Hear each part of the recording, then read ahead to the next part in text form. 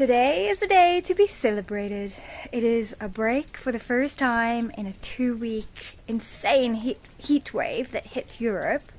In the last week, temperatures were consistently up to 39 degrees, and the structure, as you guys know, has no roof insulation, which I thought wasn't going to be a problem, but every day felt like a sauna. I was dying, the dogs were dying. Today, everyone is celebrating. I could hear sheep in the distance, I could hear dogs of the neighboring farms in the distance, the goats, even the pot is celebrating the rain and the cool down in weather. It's been insane. The last week was so bad that I had to take a break from staying here and pack myself and the dogs up, rented an Airbnb for 2 days just to get away from the heat, the incessant, relentless heat, and stay in a house that had insulation and also aircon, which was super important. Didn't go anywhere for 2 days, literally just sat inside. My devices weren't constantly overheating.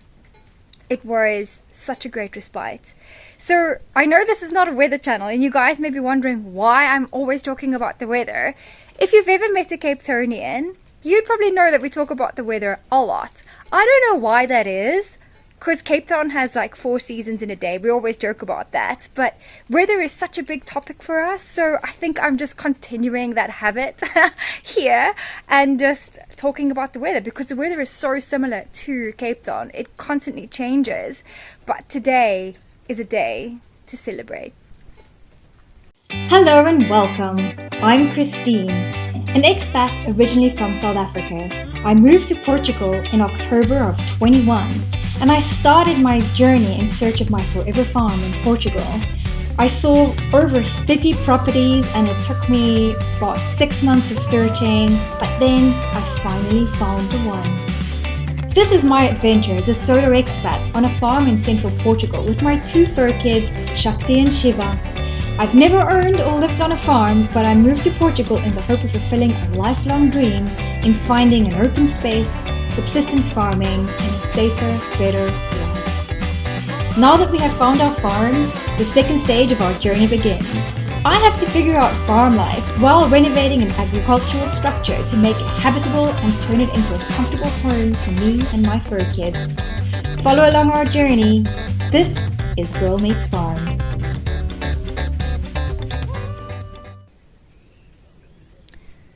Good morning. It is quite early. It's 2 weeks into being in Penamacor, 1 week, just over a week actually, into living on the farm.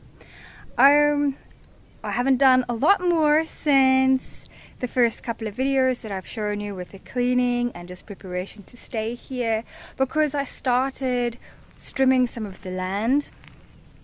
The vines have also become a little bit overgrown, so I've been trying to put them away, tuck them away as one needs on the vine. But it's mostly the long grasses. The grasses have grown about just over knee height, and it's a huge fire risk at the moment, so I've needed to start strimming it, and I have, but I'm not really getting very far because I'm getting about an hour in and then the battery dies. So the first guy that I called to come and help me to get all of this done, or to at least help me get a handle on all of the long grass and tall grasses, has not never arrived. So unfortunately, you know, that just sometimes happens. So I had to get someone else, and he seems a lot more reliable. He looks after quite a few of the quintas, quite a few of the farms around here. He came through yesterday, and he's going to arrive this morning to just come help me get a little bit of a handle on it. He's going to tackle some of the bigger sections, and then I'll just keep going little by little as I can. And he seems quite impressed with the farm. He says that it's in really good condition and it was really well looked after. The vines are in incredible condition. He loved all of the fruit trees, and the figs are almost ready. And all of the other fruit trees, the pears, the peaches, he says everything is growing really well and it's looking really, really good. And once we've done the cutting of some of the grasses, the next step will only be again in September, October, when, you know, we have to start getting to the olives and the vineyard itself. And then he'll be around to help me again, which is great. I'm so happy to have like a good contact and someone that can help and assist me around the farm for now, and also teach me and guide me as to what I should do, when I should do it, and how I should do it. Oh, I just heard a car. I thought that was him, but it's not him yet. It's just one of the neighbors coming down. So, here's to a productive day. Today I've honestly had the most incredible help. He's done the whole top section of the farm, and it's something I could never have done. It would have taken me like at least a week to get all done what he's been able to do in a day. That whole top section, which is absolutely amazing. So I started on the perimeter over there and I came all the way down, and that's pretty much when my little strimmer battery died, because it could only go about an hour at a time.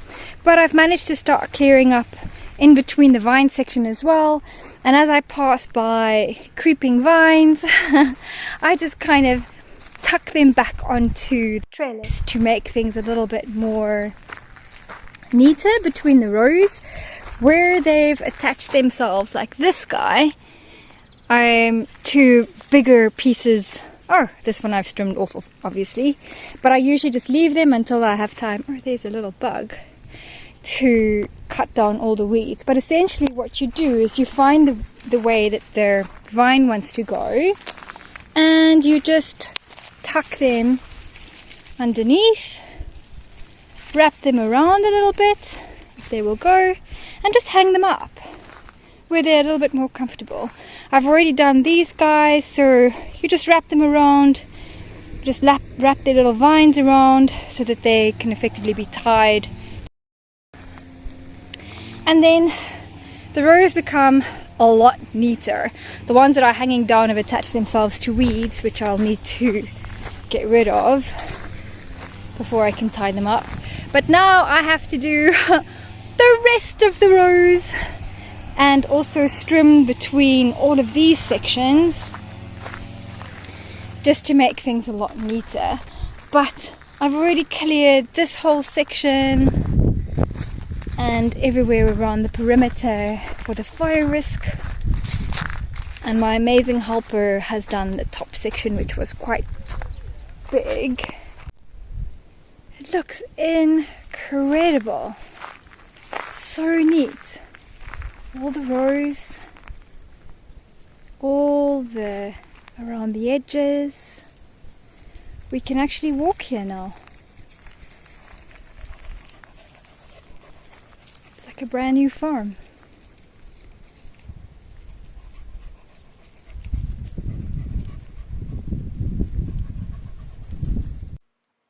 In this week I also bought my first piece of equipment, managed to harvest a couple of onions and started drying them, upgraded my shower to a solar shower, which is a huge difference. I also bought an air cooler, which the dogs are hugely appreciative of. I then figured out how the jet washer works, or the power washer works, thank you to one of the comments on this channel. I actually connected the inside tap, which did work. The pressure of the washer, or the pressure of the well at least, isn't always consistent, so the pressure wanes, but it works. And the end result actually looked pretty spectacular. I think if I scrub it down a little bit more before or after washing, it could actually look really, really good. So I need to do the whole outside of the building still.